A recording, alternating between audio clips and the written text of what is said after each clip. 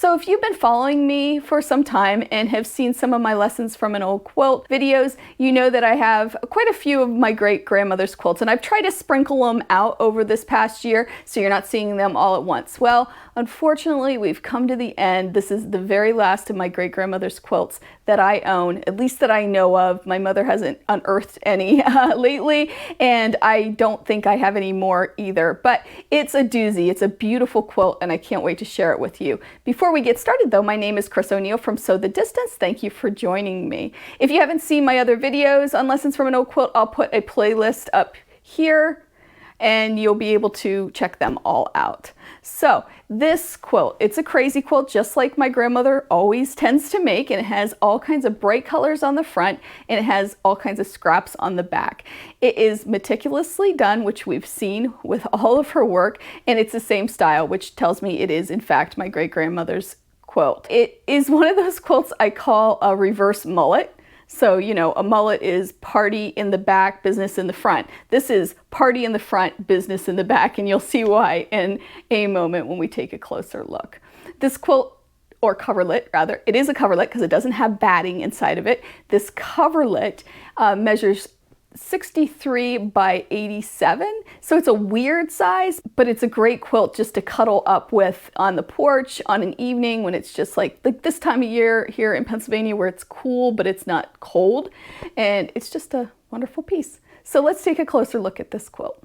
This is such a bright, wonderful coverlet. I just love it. I love the colors. I love the way it was put together. And I especially love the back, which we'll look at in a minute. So let's first take a look at the front. I think this is supposed to be the front, but maybe not. But you could be the judge of that and let me know what you think. So we can see all these weird pieces, oddly shaped pieces put on, and then they're just appliqued on top in a crazy way. And they're all solid fabrics. And what's really interesting, and I think adds a lot of interest at least to this, is that my great-grandmother actually added some pastels that you can see here and here, and this brown, which doesn't seem to go, but definitely makes this very, very interesting. In true with all of her quilts that she's done, this was kind of her style. She would applique on top, and then she would use, I think this is the feather stitch here.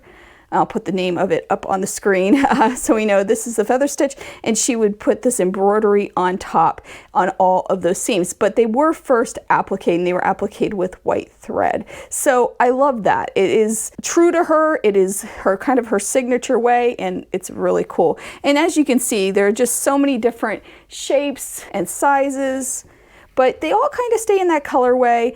And even the embroidery is crazy because she took the time to change the colors that go on each one in each piece. And I love that because it really shows that attention to detail that I like to see on crazy quilts.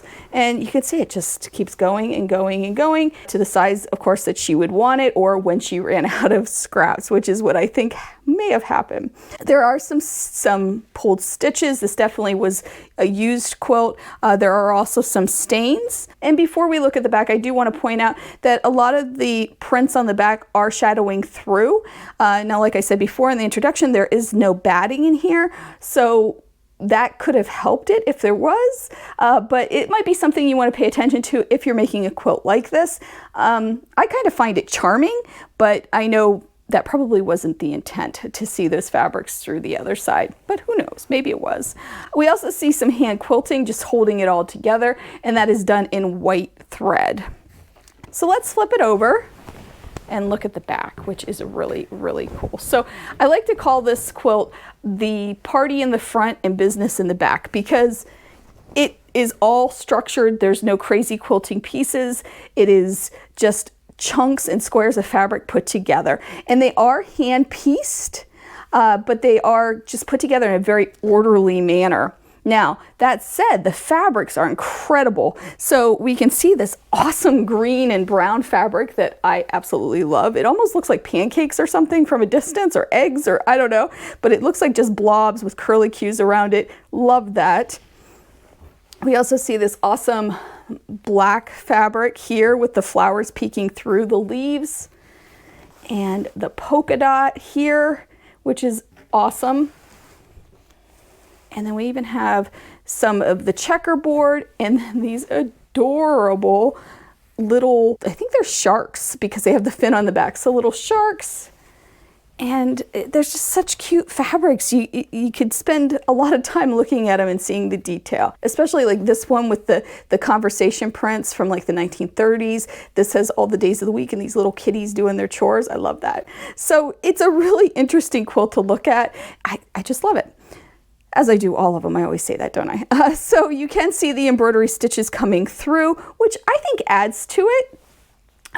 And you can also see where she knotted off. She didn't really care about the knot showing. Now that's another indication that this would be the back of the quilt, although someone could argue that the back is a little more interesting than the front because there aren't the solids that you see on the front.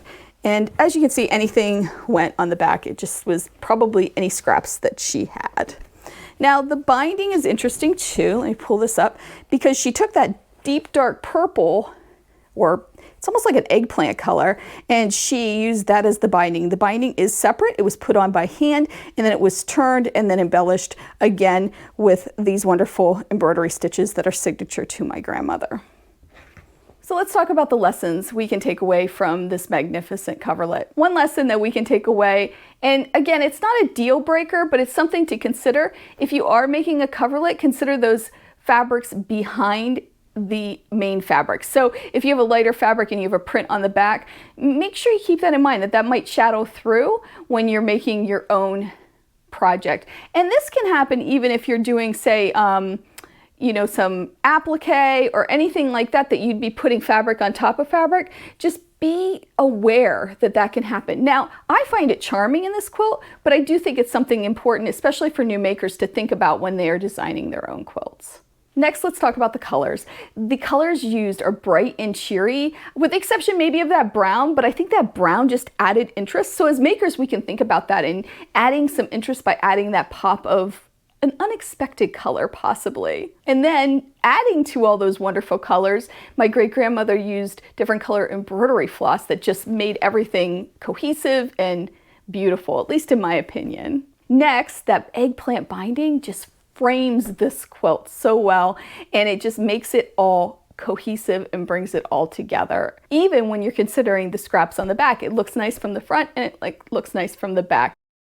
Thank you so much for joining me for this episode of Lessons from an Old Quilt as we reviewed the last of my great-grandmother's quilts. But don't worry, I have other quilts. I have tons of quilts that we can still keep reviewing, and I hope to keep doing this for a very long time. Please consider subscribing if you haven't done so. It really helps me out. And hit that bell button below. That'll tell you when I have a new video coming out. It'll notify you. And then also like this, give me the thumbs up, and comment below. I love hearing from all of you, and I try my best to respond to all comments. Have a wonderful week. Make sure you take some time to sew, and I'll see you soon. Bye.